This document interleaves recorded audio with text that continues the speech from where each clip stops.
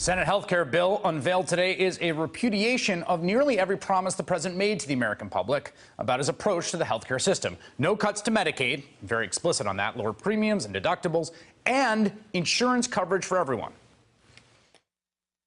I'm not going to cut Social Security like every other Republican, and I'm not going to cut Medicare or Medicaid. Save Medicare, Medicaid, and Social Security without cuts. Have to do it. We're going to have a health care that is far less expensive and far better. Yes, premiums will be coming down. Yes, deductibles will be coming down. Everybody's got to be covered. This is an un-Republican thing for me to say. I am going to take care of everybody. I don't care if it costs me votes or not. Everybody's going to be taken care of much better than they're taken care of now. You know, I've been talking about a plan with heart. I said, add some money to it. A plan with heart. Strictly speaking, the bill doesn't even fulfill the president's promise to repeal the Affordable Care Act. It merely amends the ACA.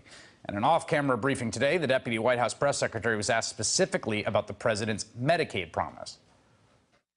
So if cutting Medicaid was wrong when he was a candidate, why is it right in the new Republican Senate bill? I don't believe that the president has specifically weighed in that it's right to cut Medicaid. Does the president still believe, as he did as a candidate, that there should be no cuts to Medicaid? I haven't had a specific conversation to see if there is an update to that, but I do know that he wants to protect that as much as possible. But there has been an update to the president's position on Medicaid. The new position is, I like cutting Medicaid so much, I'm going to throw a party in the Rose Garden with House Republicans on TV in front of the whole country while we all watched. And if there was still any doubt, the president just tweeted, I am very supportive of the Senate health care bill. I'm joined now by Ezra Klein, editor-in-chief of Vox.com. Ezra, this was your summation. Senate bill, GOP health bill, in one sentence, poor people pay more for worse insurance. I find the bait and switch here pretty remarkable, given the way that the president separated himself in the primary and the promises that he made. This is a really bad day in American politics. It isn't supposed to work like this. There is this line that you're hearing when you talk to Republicans about this bill. Got to pass it because what they promised to do is repeal and replace Obamacare. They got to keep their promise. They made a promise to people, and you heard it when you played Trump there, but also Mitch McConnell and Paul Ryan and all the others, they understood what people didn't like about Obamacare. They didn't like that it left a lot of people uncovered. Mitch McConnell on Face the Nation said it left 25 million people uncovered, and he's right. They didn't like the deductibles were so high, premiums were too high, co-pays were too high. People ended up in insurance they couldn't afford to use. So they told people they would repeal and replace Obamacare with something that fixed these problems. Right.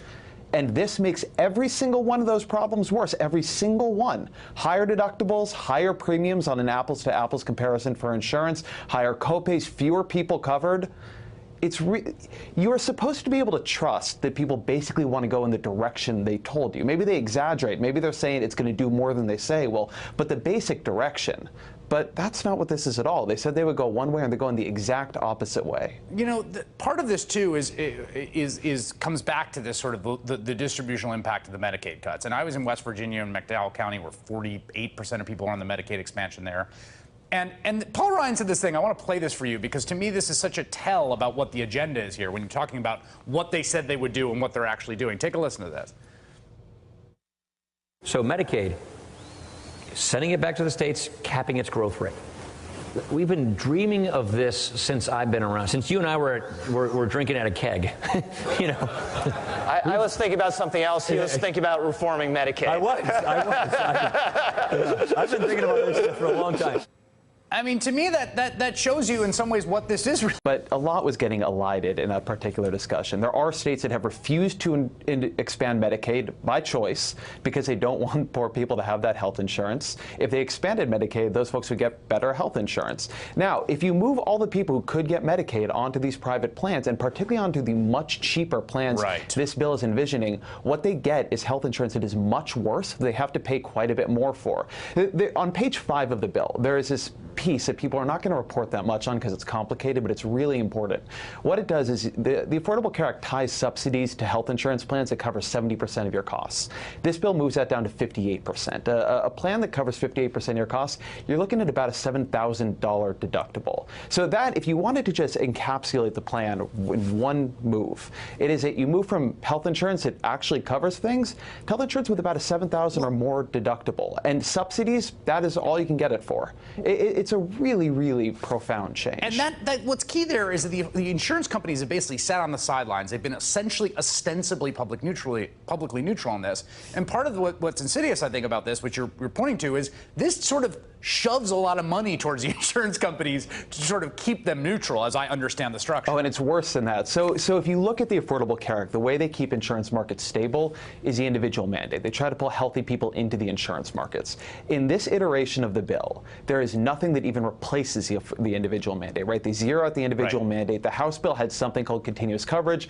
Probably wouldn't have worked, but at least was a shot at replacing it. This has nothing. And so I asked people, how are you going to keep insurance markets stable? And they've got this multi-$100 billion fund that they're just going to hand insurers money. You heard some Republicans calling it an insurance bailout. It's not a bailout. It's a payoff. It's a payoff for participating in the markets and not fleeing them.